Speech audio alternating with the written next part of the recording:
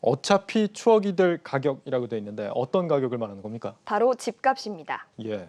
앞으로 뭐 집값은 지금과 같을 수 없을 것이라는 뜻으로 보이는데 네. 그런데 이게 올라간다는 겁니까? 아니면 내려간다는 겁니까? 정부가 일단 오늘 김포와 부산 등을 조정 대상 지역으로 좀 지정을 했습니다. 예. 성공을 하게 된다면 지금 집값은 고점으로 추억이 될 거고요. 또 정책이 실패한다면 저점으로 추억이 되겠죠. 그렇죠. 네. 이번에 조정 대상 지역으로 지정이 됐다면 집값이 아무래도 좀 떨어지지 않을까요? 그래서 저도 반응들을 좀 살펴봤는데요. 오히려 사람들은 떨어진 것을 우려한다기보다는 더 높이 오를 것이다라고 기대하고 있었습니다. 댓글들을 보시면 확연히 차이가 좀 드러나는데요.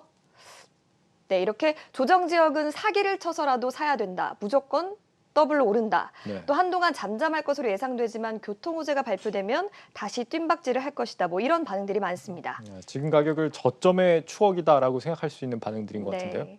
일단 이런 과거의 반응들은 과거의 학습 효과 때문에 일어났다고 볼 수 있습니다. 네. 지난 6.17 대책 기억하십니까? 네, 기억하죠. 네, 당시에 조정 대상 지역과 투기 과열지구로 신규로 지정된 지역들이 바로 급등한 사례가 있습니다.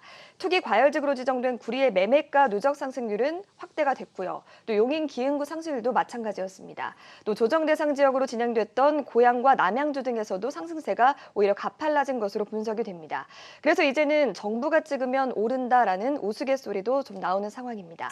그럼 비조정 지역하고 비교를 하면 좀 어떨 것 같습니까? 김포와 파주는 모두 비조정 지역이었는데 이번에는 김포만 적용이 됐습니다. 네, 일단 지난 6.17 대책은 수도권 대부분 지역을 규제 지역으로 지정을 했는데요. 거기서 김포와 파주만 좀 빠졌습니다. 네. 그래서 이곳으로 좀 수요가 몰리기 시작을 했는데 비규제 효과만을 놓고 보면 사실 파주보다는 김포가 훨씬 많이 올랐죠.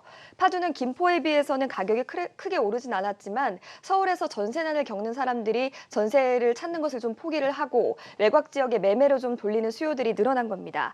그런데 여기에 비규제 효과까지 좀 더해진다면 파주 가격은 더 오를 수 있다는 분석이 좀 나오고 있죠. 예. 실제로 한 데이터를 좀 보면요. 지난 9월에 파주시의 총 거래 건수의 12%가 외지인 거래였습니다. 그런데 이 가운데 절반 이상이 좀 서울 거주자였던 것으로 파악이 됩니다. 그렇군요. 이 정도면 뭐 규제를 하든 안 하든 수도권은 다 오르는 게 아닌가 이런 네. 생각을 해보게 되는데요. 그래서 시민들은 뭐 핀셋 규제라는데 사실 전 지역을 좀 다 규제하는 게 아니냐 이런 말도 있고요. 잠시 뒤면 백령도도 뭐 투기 바람이 불겠다 뭐 이런 비판의 여론들도 많은 상황입니다. 네, 뭐 그렇습니다만 그렇다고 뭐 투기가 없는 이 나머지 절반 지역들까지도 규제를 다 할 수는 또 없는 노릇이니까 네. 고민이 될 것 같습니다. 네.